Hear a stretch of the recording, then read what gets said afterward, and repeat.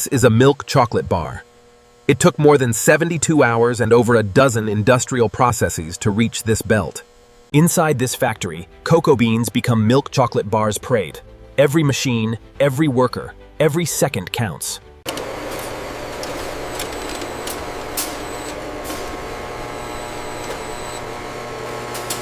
It begins as a liquid, rich, fluid, alive with cocoa butter and milk solids waiting to be set. It starts here. These cacao beans, grown in West Africa and South America, are the soul of every milk chocolate bar. These are raw cacao beans, dark, unroasted, smelling faintly of fermentation, nothing like the bar they will become. The inside of the bean tells everything. Color, texture, moisture, a puppy. These predict how the chocolate will taste. Milk powder brings the milk to milk chocolate. It must be stored dry and sealed, and moisture is the enemy.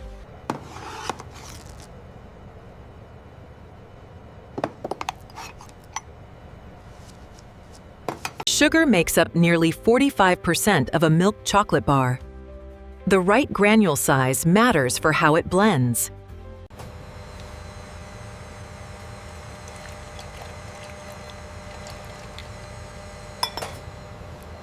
Even a fraction of a gram of vanilla changes the bar's finish. Precision here echoes in every bite. From sack to machine, the beans begin their transformation. There is no going back from this point. Before a single machine runt, every ingredient is verified. 1 gram off, and the entire batch may be rejected.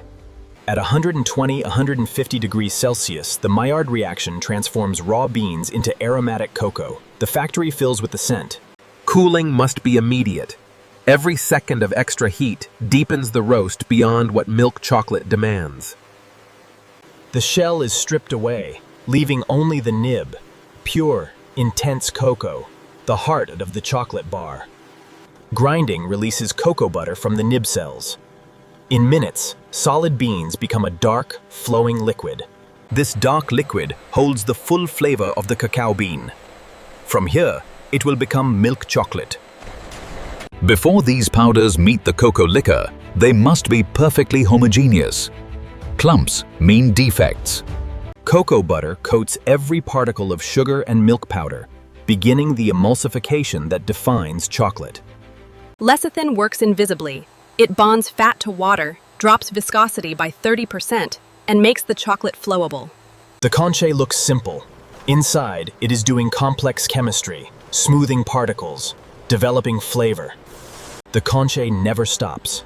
Hour by hour, it drives off acidity, smooths particles, and deepens flavor.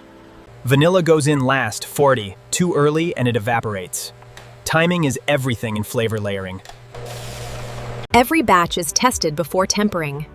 Viscosity out of range means the bar will be too hard or too crumbly. Even after 24 hours of conching, one stray particle can ruin a bar's texture. The screen catches everything. Before tempering, all fat crystals must be fully melted. The chocolate must be a completely clean slate. Tempering is the secret. One specific crystal form, form V, pili, gives the bar its snap, gloss, and melt. The snap tells you everything. Dull and crumbly means failed temper. Clean and bright means perfection. The mold is the bar's DNA. Every ridge, every segment, every corner will be locked into the chocolate forever. Each cavity receives exactly the right amount.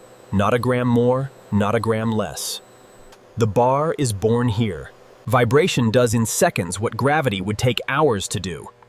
Every air pocket must go before the bar sets. At 8 to 12 degrees Celsius, the bar sets in minutes. The crystallization that tempering started now locks in permanently. As cocoa butter crystallizes, the bar contracts. This is how it will eventually release from the mold. The mold releases perfectly. Every bar lands identical. Same weight, same gloss, same shape. Every time. Bloom looks like a white film. It means the tempering was off. Those bars never reach the customer. Every bar must weigh exactly what the label says. Over by a gram, profit loss. Under, a legal violation. A single metal fragment in one bar can shut down an entire production line and trigger a product recall. Only the bars that passed every check reach this table. What you see here will be on store shelves tomorrow. Some bars get a second layer tanded, a coat that seals in texture and adds the final weight. The temperature reading here is a little high. Let me adjust the dial. That looks better. Machines catch most defects, but the human eye, trained over years, still catches what sensors miss. Same recipe, same factory, but size determines which machine, which wrapper, which shelf. 5 rolls, each spinning at a different speed. Together, they reduce particles to a size you cannot feel. The paddle doesn't just mix, it shears, aerates, and warms the chocolate simultaneously.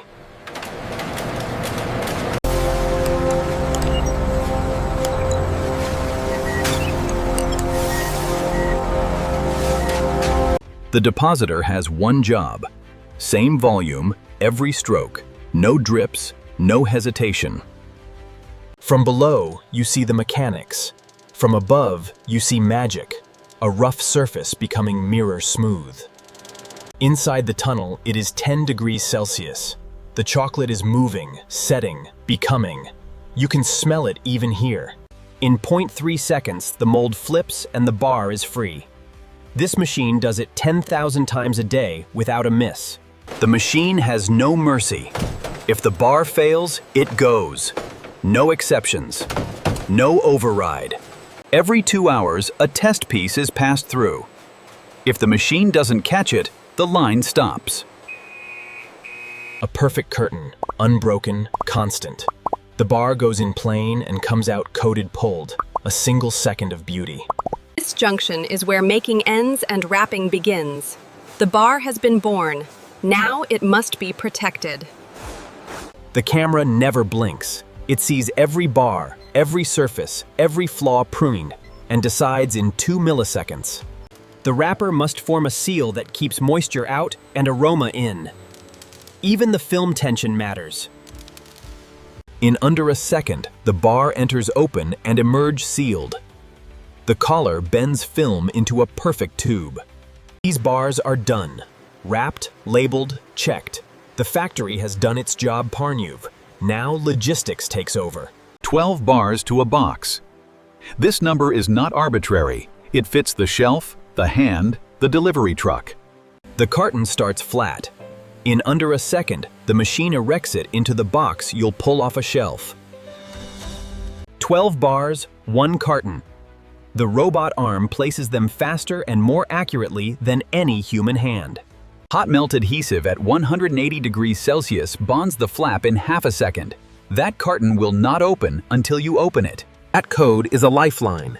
If a recall is needed, that number traces the bar back to the hour it was made. Every layer in this box represents 12 bars. Every case holds 144. Every pallet holds 1,440. The stretch wrap locks every case in place. Drop a pallet without it, and hundreds of bars don't survive. From this scan, the bar has an address. It knows where it is going and when it must arrive. At 18 degrees Celsius, the chocolate stays stable for weeks. Too warm and bloom appears. Reorganization, too cold and it shatters. At 18 degrees Celsius, the chocolate stays stable for weeks. Too warm and bloom appears. Too cold and it shatters. This factory runs 24 hours a day, 7 days a week, 340 days a year. The line almost never stops. Inside the bar, you see the result of every process. No voids, no separation, no crystals out of place. This bar traveled thousands of miles before it was a bar. The journey began in a rainforest, not a factory. At the end of every shift, the numbers go on the board. Today, 187,000 bars. Tomorrow, the same. 1 bar, 72 hours, dozens of processes, millions of decisions, condensed into something you can hold in your hand.